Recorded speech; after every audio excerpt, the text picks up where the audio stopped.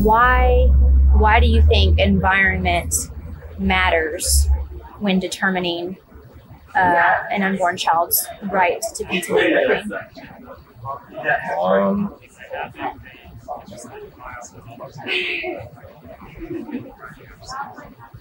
I don't really know why. It's still like just how I feel.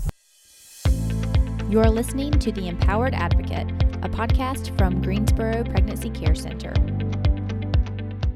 Hey guys, welcome back to The Empowered Advocate. I'm your host, Mary Holloman, and today I'm excited about this episode because we're going to do something a little bit different.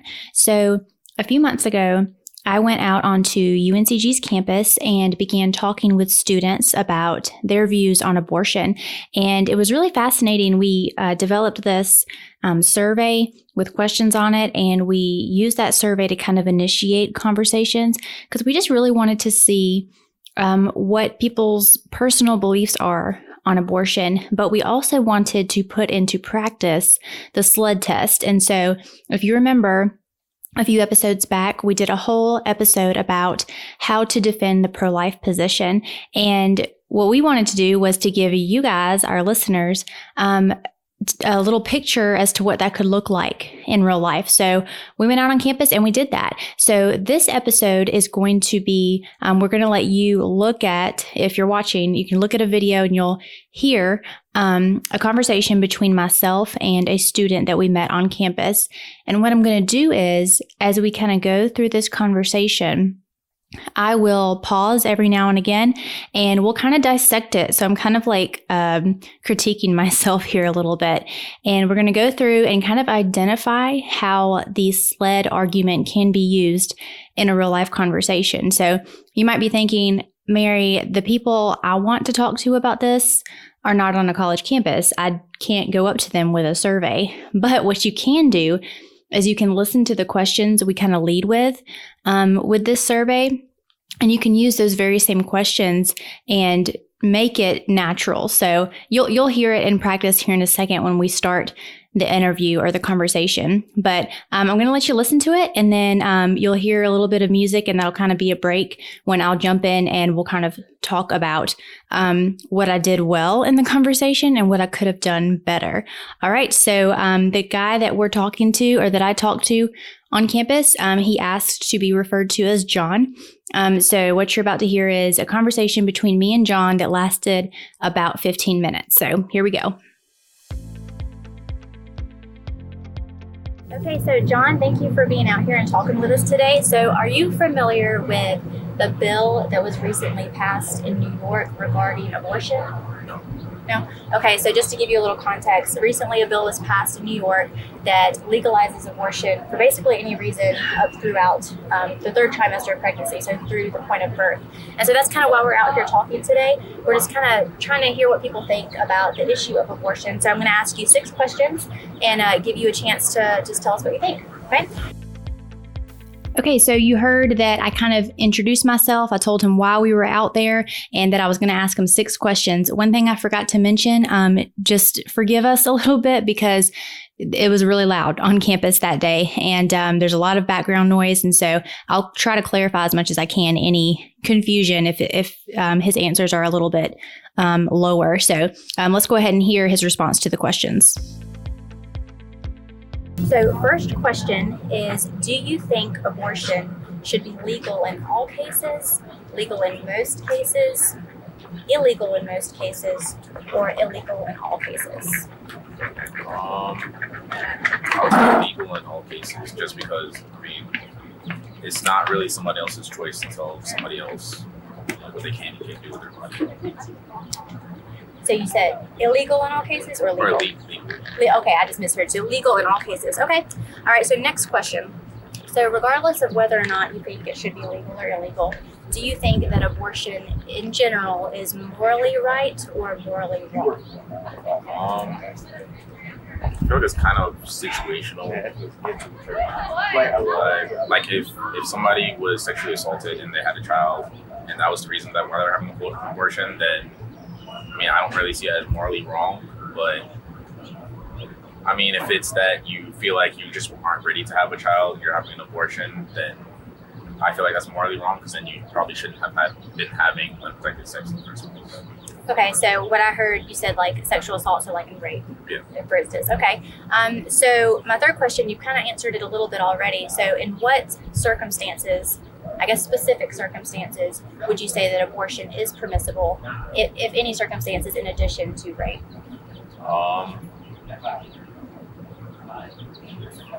I guess I would just say rape. Just rape? Okay. All right. So let me ask you this, a follow-up question. So at what point, in your opinion, do you think that life begins? To me, I would say at the point of conception.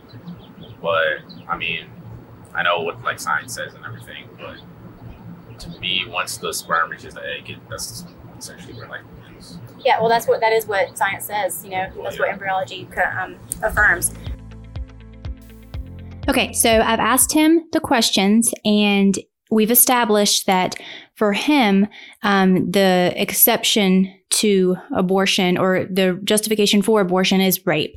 And we hear that a lot. That's what a lot of people fall back on or refer to. They say it needs to be permissible in cases of rape. He says in general, he thinks it's morally wrong, but that's one situation where it would be. Okay, so remember S.L.E.D. One thing we do in S.L.E.D. Now, for anyone who's listening who didn't hear a few episodes ago, S.L.E.D. stands for size, level of development, environment, and degree of dependency. And so basically what the tool is that what you're trying to say is the only differences between an unborn child and a toddler or a born child are those four things: size, level of development, environment, and degree of dependency. The argument is that none of those are good reasons to justify killing someone then in the womb, but not now. And so the core of the S.L.E.D. argument is you're trying to answer the question, what is the unborn? Most people make the assumption that the unborn is not human.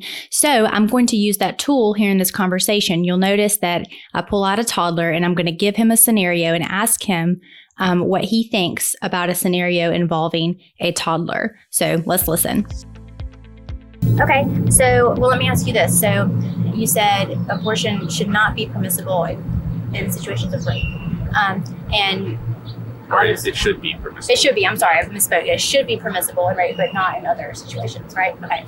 So, and I 100% agree with you that rape is always a terrible act, always wrong, 100%. No argument there. And so, but I do have a follow-up question regarding the rape situation. So if we've established that life begins at conception, which you've said and also embryology says, so science has confirmed that. So let's say we had a toddler, like a 2-year-old, and let's say that their father was a rapist. So they were born as a result of rape, a crime that was committed. Would it be permissible to execute the toddler because of what their father did? No. Yeah, I would say no, just because, I mean, at that point, the child is, you're still under the protection of your parents and everything, even after you're born and up until pretty much you have the knowledge to make choices for yourself. But still, there are other options that you can go about. Like if that child is a problem to you because of the things you've been through, you can still offer that child for adoption. My point is there are other avenues that you can go about.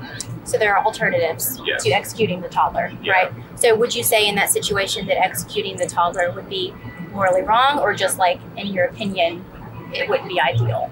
I would say morally wrong. Okay, so we gave him the scenario, and John said adamantly, no, you cannot kill a toddler. And he mentioned that there would be other options for that toddler if the parent could not continue being a parent or could not take care of him or whatever. So right away, he's placed value on the life of that toddler, but he's making an exclusion or an exception for the unborn child. What does that imply? It implies that he is not viewing the unborn child as human, as truly valuable. So that's what we want to point out to people. So we've given him the scenario. Now's the turning point where we ask him, what's the difference between the toddler and that unborn child? So let's see what he says. So here's my follow-up question. So if the science of embryology has established that life begins at conception, it's established that at that moment of conception, a distinct, whole, and living individual has come into existence. If that is true, what would be the difference between executing the toddler and aborting the unborn child? If there is any difference, what do you think? I think the difference for me would be just the fact that if that traumatic event happened and the mother didn't have it in her to go through the pregnancy, I guess that would be the difference, as opposed to like after the child is born, because you have those alternatives. I mean, there's literally no reason at all to execute the child. You have other choices. That child does not have to be a part of your life if you still consider that child to be part of that negative part of your past. Okay. But like while the child is still in the womb, if you can't go through with it, I mean, your only option at that point if you don't want to go through the pregnancy is to let go of the child. Okay. So I asked you earlier, I think in my second question, if abortion in general is morally wrong or morally right. Can you remind me of your answer? In general, I would say morally wrong. Okay. So I guess swinging back around to that situation. So you kind of said there are alternatives for a woman who a child has been born and they don't want to, maybe it is too difficult and maybe place that child for adoption. There's options.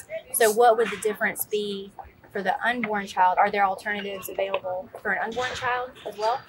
For an unborn child, I mean, not that I can think of. So a woman couldn't decide to place the unborn child for adoption once he or she is born? Well, I mean, they can do that. It's really just up to the mother if she wants to actually go through the process of being pregnant and having the child. Gotcha. Okay, so I asked him the question, what's the difference between that toddler and the unborn child?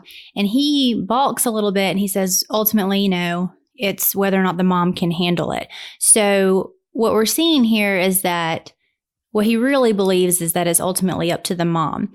And so a lot of the times what we'll see is that people use the rape reasoning as kind of a smokescreen. When really they'll say only in situations of rape, but what they really mean is that they don't think there's any reason that someone shouldn't have an abortion. I was way too nice to this guy. I totally should have called him out on that, but I was friendly to him. So instead, I asked a follow-up question. Oh, and notice too, he mentions that the only option for a woman who can't handle a pregnancy is to let that child go. But he mentions conversely that for the toddler, there are options such as adoption. And so I asked him that, well, can't you place the child for adoption? And he says, well, it's up to the mom. So that's what we're getting at. He's starting to talk a lot about autonomy. So what I'm going to do is I'm going to, and that goes into the category of D, degree of dependency. So the mother is the one who has the right to decide what she's going to do because the baby depends on her. So the baby's kind of, at the will of the mother. So I'm going to give him a scenario and ask him about that.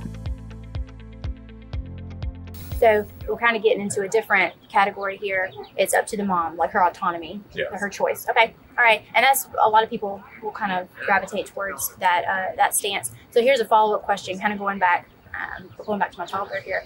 So if a woman does have a toddler who's 2 or 3, maybe it's not a result of rape, maybe she just had a toddler and things were fine while she was pregnant. But let's say that things do get difficult, whether it's financially or emotionally, just the psychological, difficulty of being a mother. Would it be permissible for her to execute that 2-year-old in the name of autonomy and personal choice? No. Because at that point, I'm not like other girls. I guess what I'm trying to get at is Once the child comes out of the womb, like when the child is still in the womb, there's still life, but they don't necessarily have that.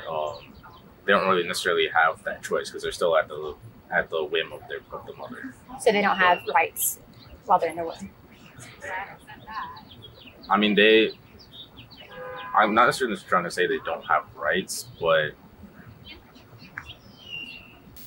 I mean, I guess a good analogy would be like we're at the whim of the government, and then like a child would be at the whim of the mother. So like the mother, in that sense, I guess would kind of be like the symbolic government, would be governing the child, like dictating what nutrients they get, everything like that. Mm-hmm. But once the child comes out of the womb, that child isn't just under the governing of the mother. There's also like there are other governing forces that if the mother can't handle the child, then she has those other choices. She has those other avenues to give the child to. So executing the child would be like there's no point. It'd be the same as if you were to kill somebody who's 20 years old. That'd be murder because that child had no choice in whether or not like they could live. I don't know how to say what I'm saying. Like I know how I feel about it, but I don't know how to like verbalize it. Right. Okay, so I gave him this scenario about a mom who's struggling with a toddler. Should she be able to execute him? And again, he's sticking to his story, no. And his reasoning, and this is where we got to be willing to call people out. His reasoning is that you can't kill the toddler, one, because it's murder. He says the word murder. But also he says because the toddler wouldn't have any say. But just a few minutes ago, he argued that you can kill the unborn for the reason that they don't have a say. And you notice he didn't like it when I said, so are you saying that the unborn don't have rights? He didn't like that, but that's essentially what he's saying. If you're in the womb, you don't have a say, and that's why you can be killed. But if you're outside of the womb, it would be wrong to be killed because you wouldn't have a say. So it's contradictory. And that's what we're getting at. And you notice at the end, he says, I don't really know how to say what I'm thinking. And this is good. This is good that that's happening, that he's hearing himself. And I think what was happening in that situation was he was kind of hearing some of the inconsistencies in what he was saying. So if nothing else, even if people don't change their minds, it's good just to get people to say what they believe out loud to hear the inconsistencies in it. So what I do next is I ask him some questions because you'll notice he's veering into the argument of environment. So E in S.L.E.D is environment. He's saying, well, outside of the womb, that toddler deserves to live, but inside the womb, it does not. So next, I'm going to ask him some questions about why environment matters. Yeah, and that's kind of why we're out here today, to kind of help people verbalize their thoughts on this. What I kind of hear surfacing a lot in what you're saying is the environment of the child is crucial. You're kind of mentioning like, well, after they're out of the womb, then they have rights. Sort of kind of what you're saying. I know you didn't really want to use the term rights, but so, well, let me ask this. Why do you think environment matters when determining an unborn child's right to continue living?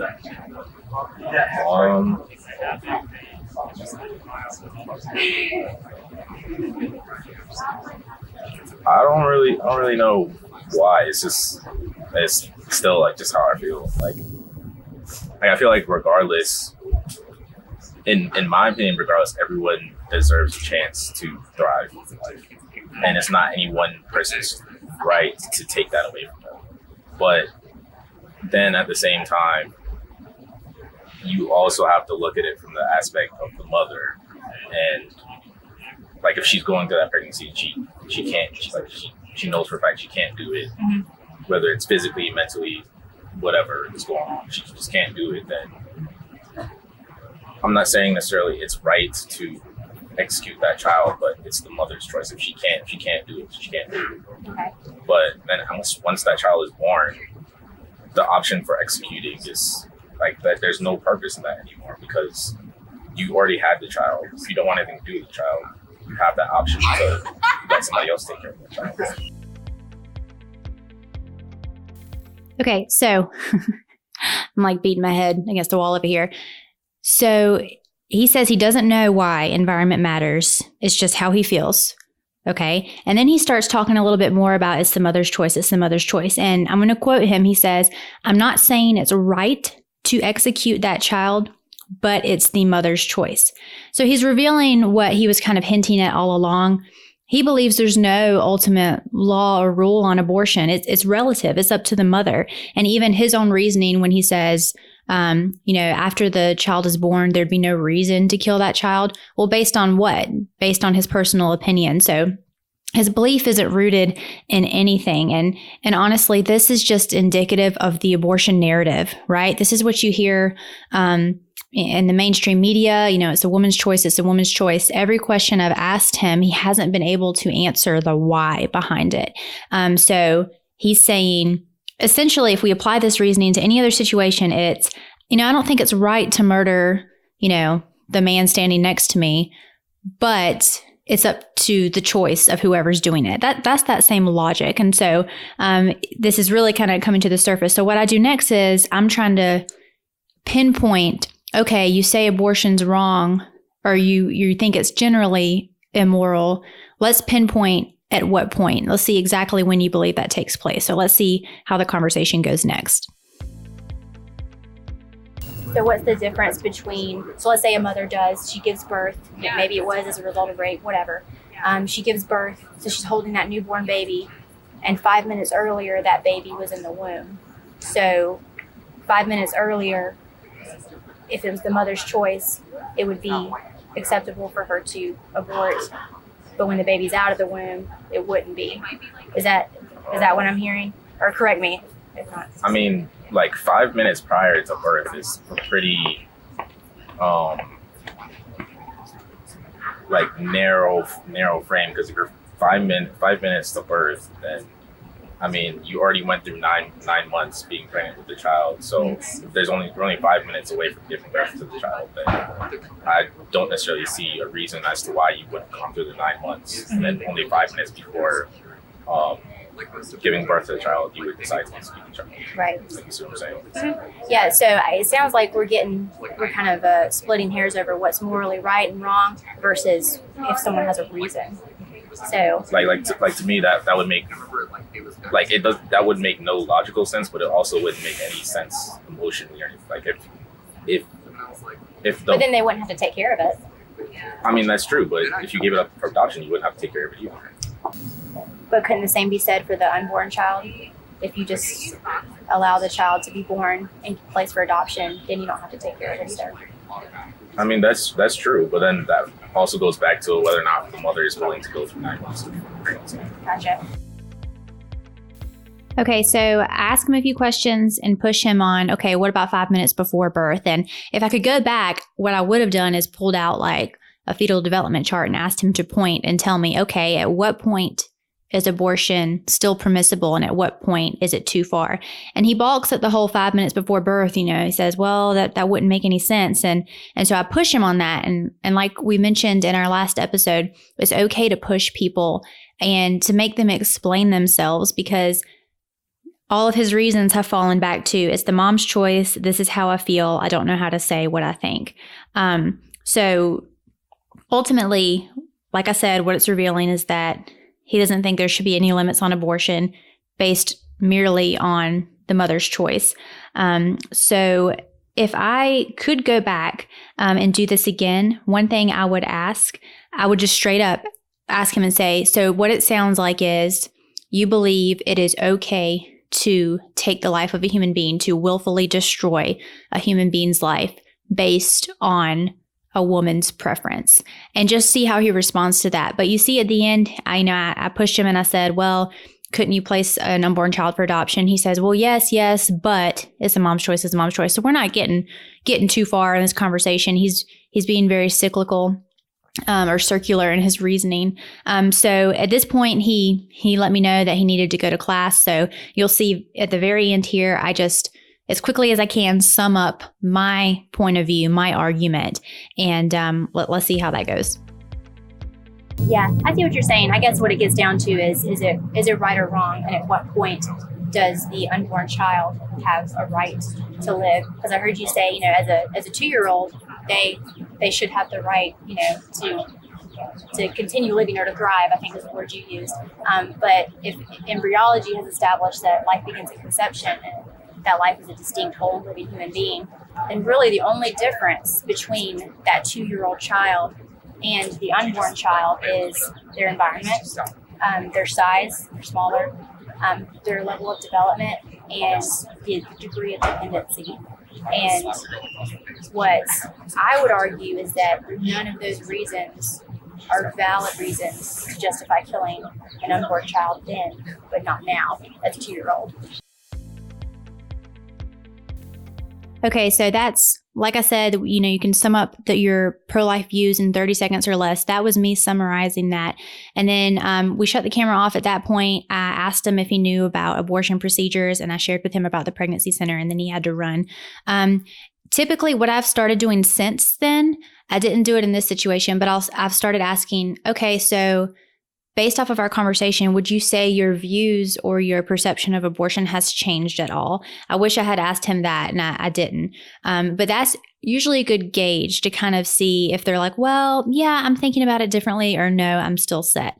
I could walk away from that conversation and say it was not successful. But we have to remember how we're defining success. If we are clearly communicating the truth, and if we're giving people something to think about and asking questions. And I do think that conversation was successful, because several times he said, I don't know how to describe what I'm thinking. It's just how I feel.